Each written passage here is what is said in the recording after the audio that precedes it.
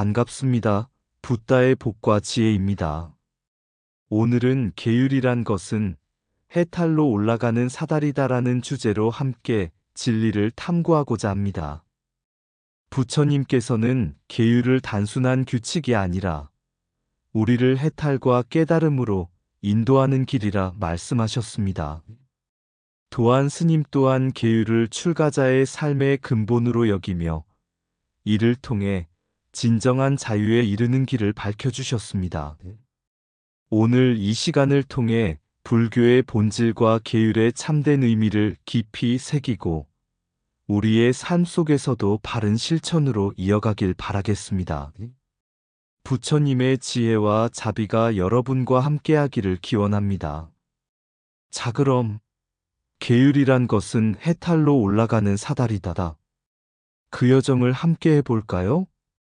옛날 한 수행승이 깊은 산속에서 수행을 하고 있었다.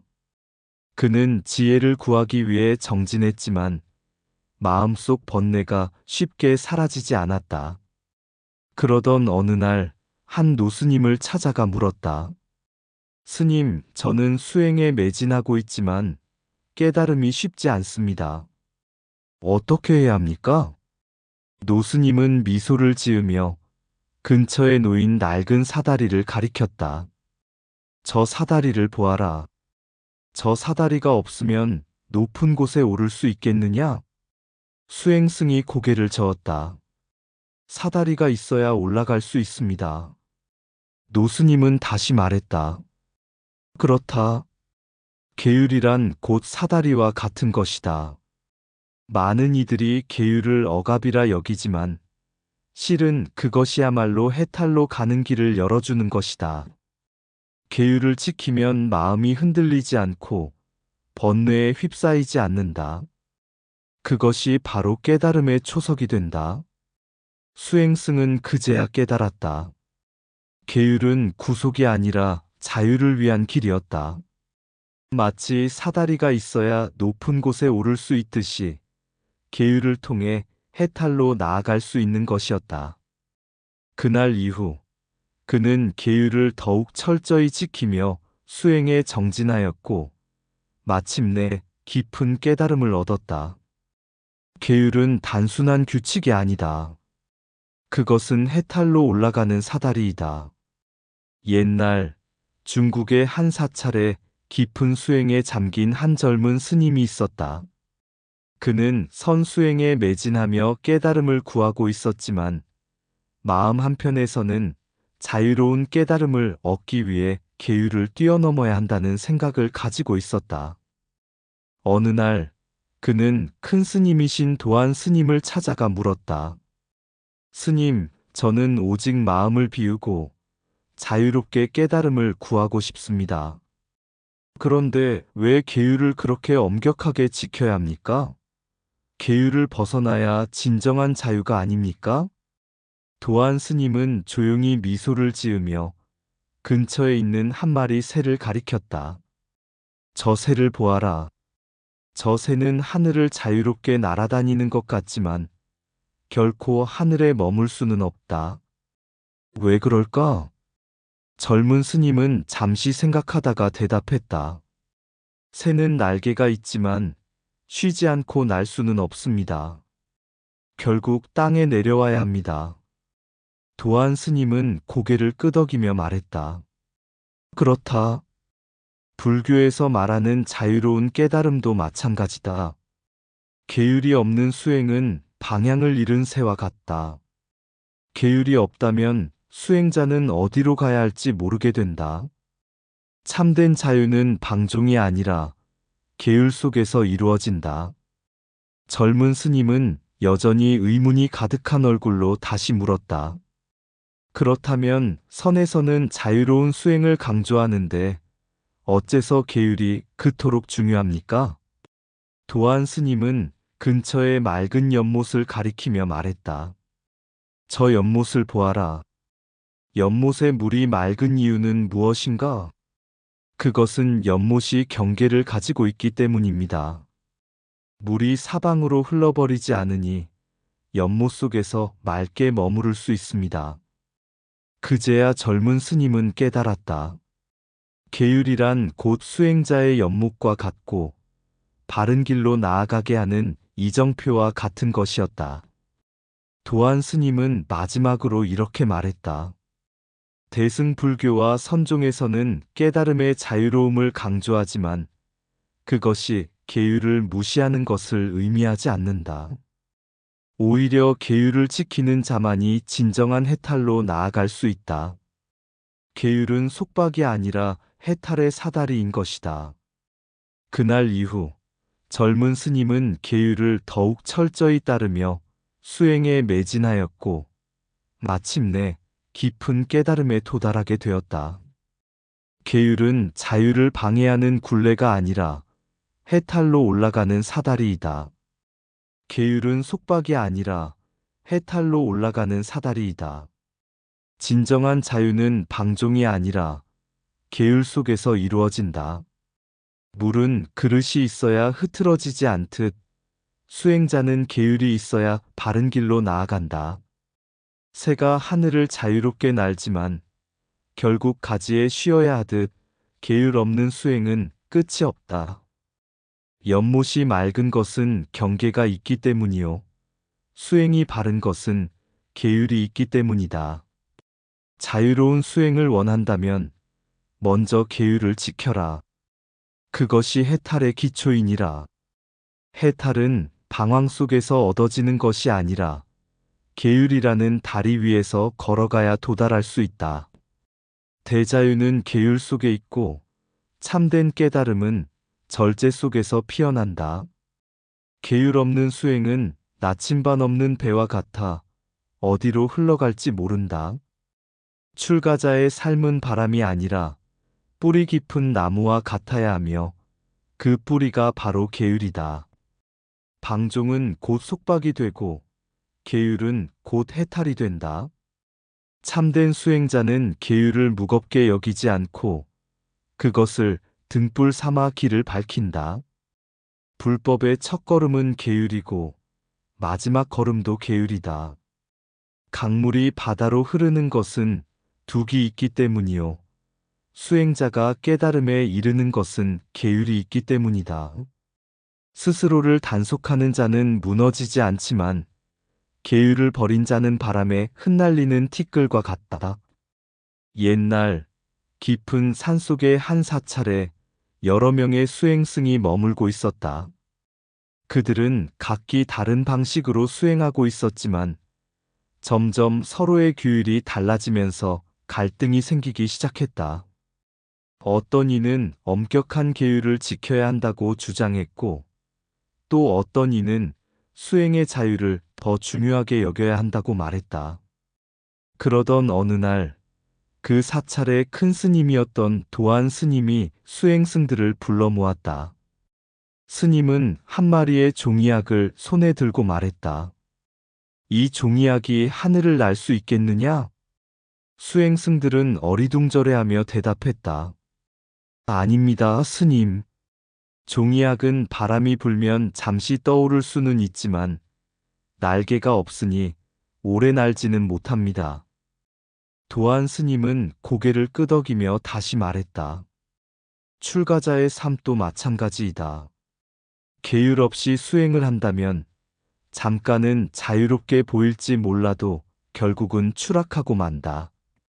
이를 막아주는 것이 바로 승리괴범이니라. 수행승들은 귀를 기울였다. 승리괴범이란 무엇인가? 이는 출가한 수행자가 반드시 지켜야 할 생활의 규범이다. 수행자는 계율 속에서 수행하고 계율을 통해 깨달음으로 나아간다. 계율이 없으면 출가자는 속세와 다를 바 없고 승가는 무너지고 만다. 그러자 한 수행승이 물었다. 그렇다면 과거에도 이런 계율이 강조되었습니까? 도안 스님은 미소를 지으며 말했다. 물론이다. 원효 대사께서도 계율은 해탈의 사다리라 하셨고 한국 불교의 총림 체계에서도 강원, 선언과 함께 유론이 반드시 포함되었다. 이것은 계율이 불교 수행의 근본임을 보여주는 것이다. 그는 잠시 말을 멈추고 맑은 시냇물을 가리켰다. 이 물이 맑은 이유는 무엇인가? 한 수행승이 대답했다. 흐르는 길이 있기 때문입니다. 그렇지 않다면 물은 고여서 썩어버릴 것입니다. 도안 스님은 고개를 끄덕이며 말했다. 옳다. 율장이란 바로 이 흐름과 같다. 율장은 단순한 규칙이 아니라 출가자가 깨끗한 삶을 유지하며 수행할 수 있도록 돕는 흐름이다. 율장이 없다면 출가자는 방황하게 되고 수행은 의미를 잃고 만다. 수행승들은 비로소 깨달았다.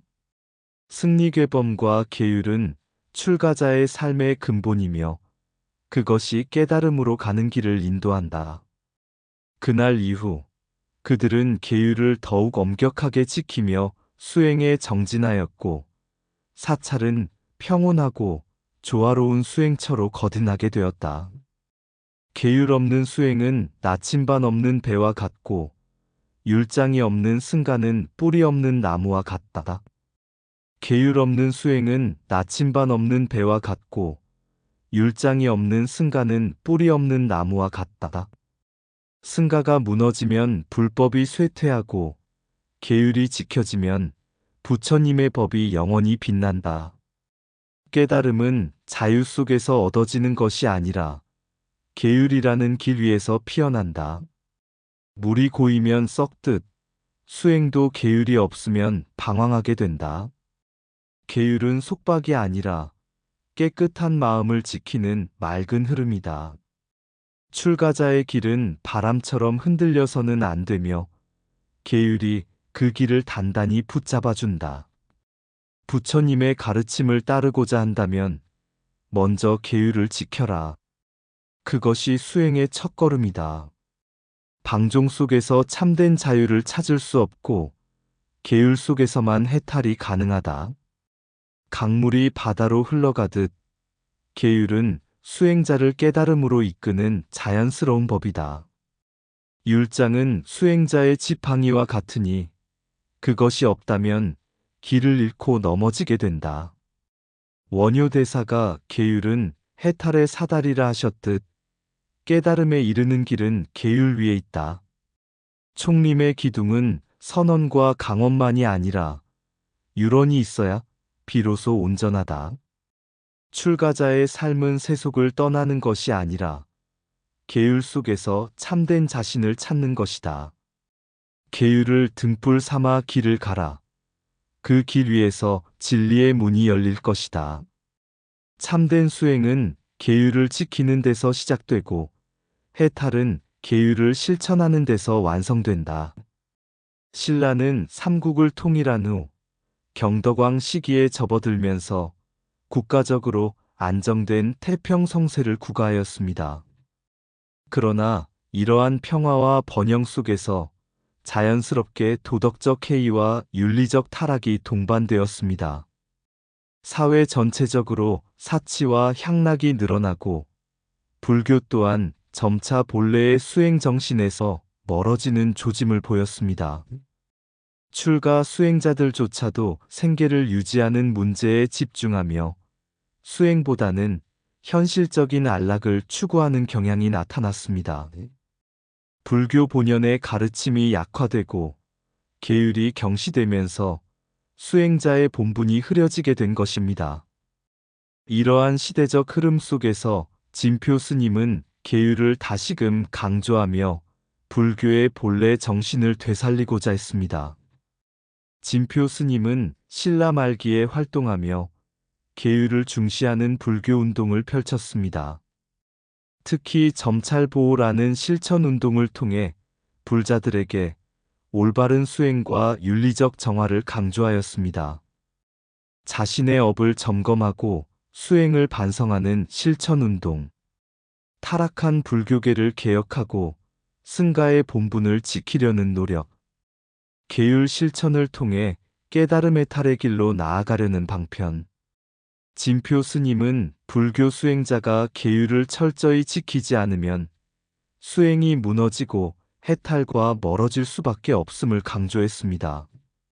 특히 당시 승려들 사이에서 퍼지던 방종한 생활과 수행 태만을 경계하며 부처님께서 제정하신 율장을 바탕으로 불교를 정화하는 운동을 전개하였습니다. 그의 사상은 단순한 윤리적 가르침이 아니라 불교의 본질로서 계율이 왜 중요한지를 다시금 환기시키는 것이었습니다. 도안 스님은 대승불교와 선종이 발전하면서 일부에서 계율을 경시하는 경향이 나타나는 것에 대해 경계하였습니다. 선종에서는 해탈을 자유자재한 무위행으로 설명하는 경우가 많았고, 이것이 자칫 계율을 무시하는 태도로 이어지는 경우도 있었습니다. 그러나 도안 스님은 이에 대해 출가자가 가장 소중하게 여겨야 할 것은 계율이다 라고 단호히 주장하였습니다.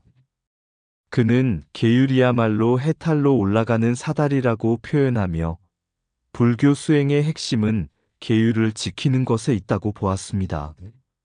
출가자의 삶은 계율을 지키는 것에서 시작된다. 계율을 무시하는 승가의 생활은 있을 수 없다.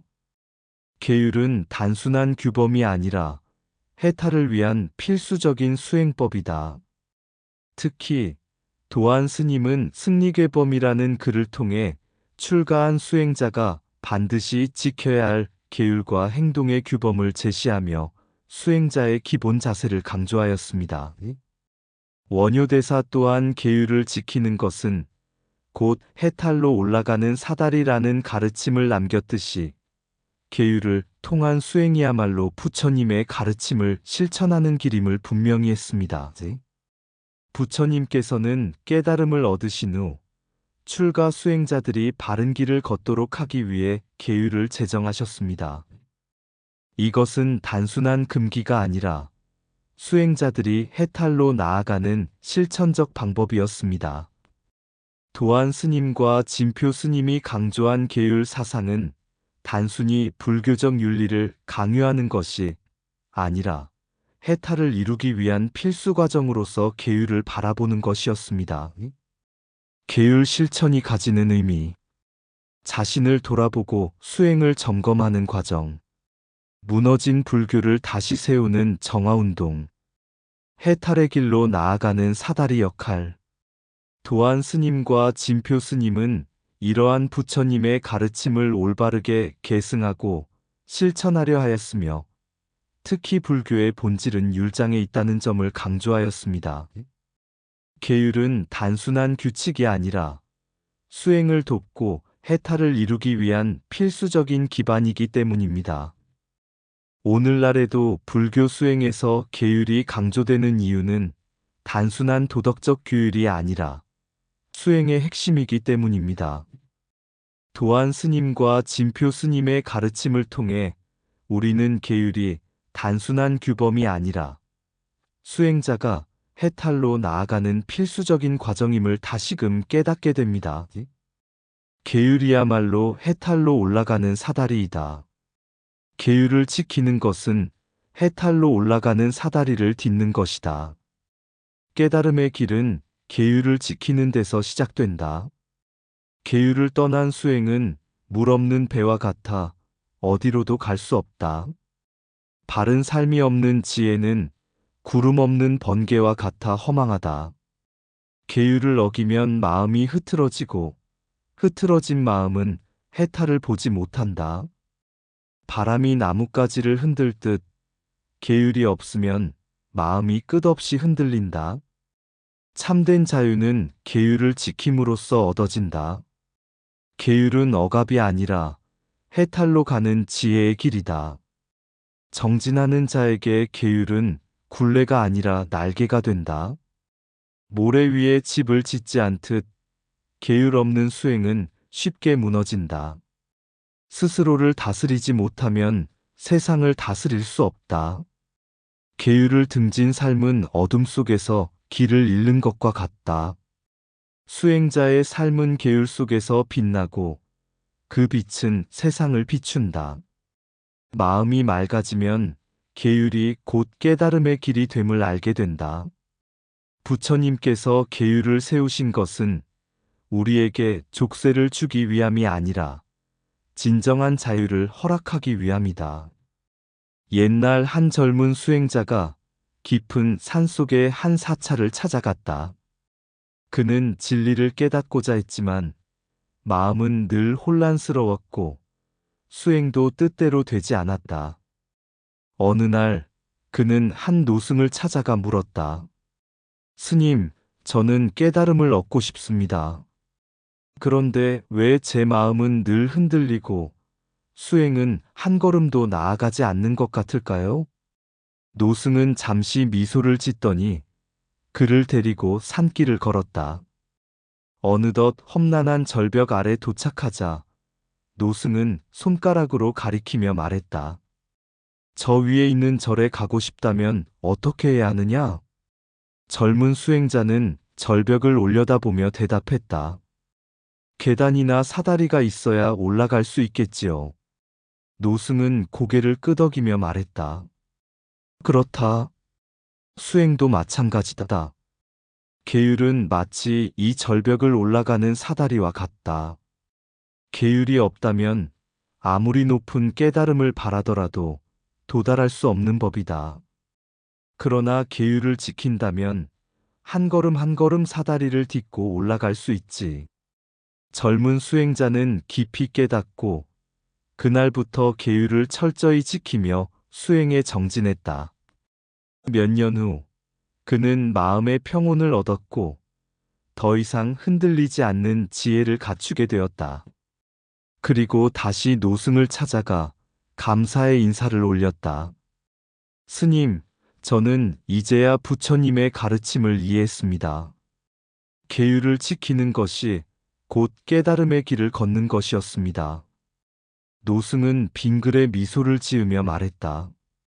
그래, 계율을 따르는 것이 속박이 아니라 해탈임을 알았구나. 이제 너는 진정한 자유를 얻었다. 이처럼 부처님께서 제정하신 계율은 수행자들을 속박하는 것이 아니라 오히려 해탈과 자유로 이끄는 사다리와 같다. 이를 떠나서는 진리의 길을 온전히 걸을 수 없다.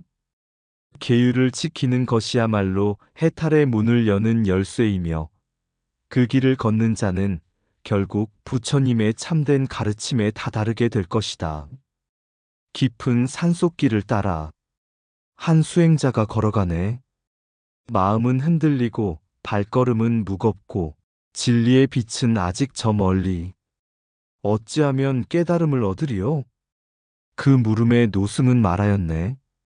먼 길 가려면 다리가 있어야 하듯 해탈에도 사다리가 필요하느니라.